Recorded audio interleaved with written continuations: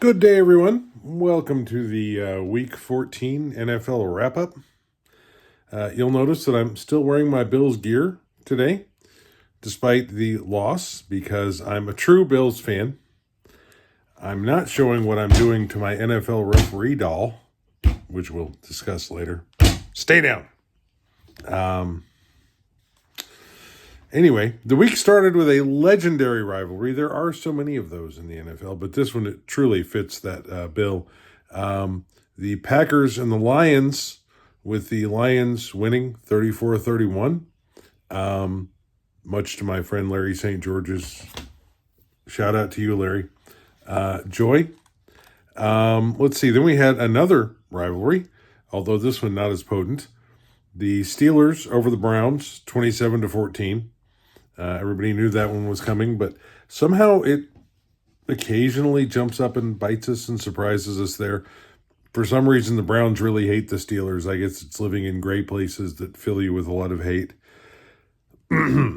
Let's see. The Saints rumbled, bumbled, and stumbled over the Giants, 14-11. That was just an ugly game. It really was an ugly game.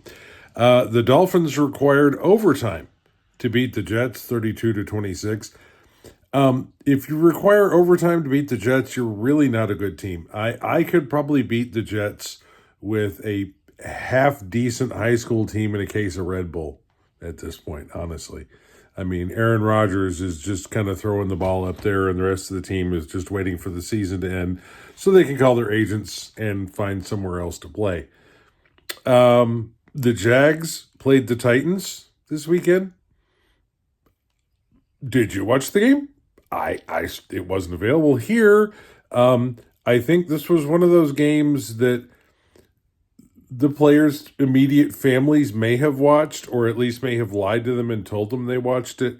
But in any case, if anyone cares, the Jags beat the Titans 10-6. Yay. That changes absolutely nothing. Both teams are horrible. The Vikings rose up righteous and laid it on the Falcons 42-21. The Vikings, they keep getting written off, and they keep staying in the hunt for the playoffs. So we'll see. The Eagles actually had some work on their hands to beat the Panthers 22-16. Mark my words, boys and girls. I'm gonna go wide here and make one of those big fancy predictions that guys who normally get paid a lot more than me, I don't get paid, do. I'm going to predict that the Panthers are a player or two away from being a team that you have to worry about. They've been, hell, KC barely beat them. They are not the team that started this season, and it's not going to take much for them to be back in the hunt, certainly in the god-awful NFC South. Pretty much all they're going to have to do is beat the Buccaneers, and they can take the NFC South. Sorry, Jill, the Saints aren't that good. Anyway, where are we going here next? I got lost. Let's see. The Bucs beat the Raiders in 28-13. It says here, make a pirate joke. Well, I think the Raiders pretty much are a pirate joke, aren't they? Anyway, I didn't know pirates were supposed to fight each other. Okay, that counts. That's a pirate joke. Let's move on. The Seahawks extended the Cardinals' losing streak to 3. Sorry, not winning, losing. They're different. 30-18. It may be a little too late, or too little too late, but the Niners are back to life. They pounded the Bears 38-13, but they suffered a couple of more injuries. And I just don't know. I mean, granted, everybody's bunched up pretty tightly in the NFC West, but I just don't know if the Niners can pull it out and even grab a wild card out of this mess out there. Let's see.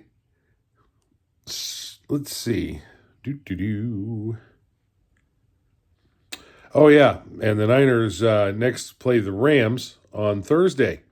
Speaking of the Rams, they will likely have a letdown this week. after a false start call that the refs' blind grandmothers could have seen was missed by the refs, which allowed the Rams to beat the Bills 44-42. Now, okay, this is like a 300-pound man who suddenly lurches forward to the point that everyone else around him sees it. And the coaches, the Rams coaches on the sidelines were doing this like, oh, Christ, here comes the flag. And there was no flag, brothers and sisters. There was no flag. I mean, missed pass interference calls, yeah, you get that here and there. Everybody bitches about it. Missed holding calls, yeah, everybody bitches about it. But false start is one of the easiest calls in the league, in the entire universe of football to make. And the refs, most of whom are standing right around the line of scrimmage, missed a 300-and-something pound man lurching forward violently when he was not supposed to. I'm not hurt. I'm not sad. I'm just angry. But that's okay. It's just going to fuel the Bills' fire to beat the Lions this week. Yes, the Bills play the Lions. Another shout out to my friend, Larry St. George. We haven't figured out what bet we're going to make yet. The last time Larry and I made a bet on a football game, I had to send him a box of sausage and ham, so maybe we won't make a bet this time. Anyway, and now our final question. How much mojo do the Chiefs have? Okay, how much mojo do the Chiefs have? They barely squeak past the Panthers. They've had innumerable games won with last second this and last second that. And last night, it took a doink. It took a doink. Now, normally when you hear a field goal doink, that means you have missed the field goal. But last night,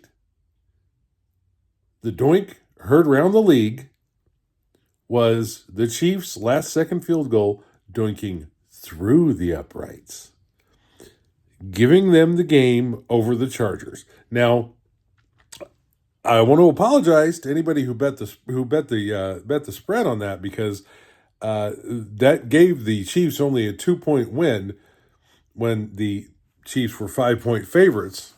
But still, this time it's a doink. What is it going to be next time? Is a vulture going to sweep down and pluck the football out of the sky to prevent a game-winning reception by whatever luckless bastard of a team is playing the Chiefs? All I know, and mark my words, Mr. Mahomes and company, if you make it far enough into the playoffs to face the Bills, the mojo will be gone. And I'll see you all next week.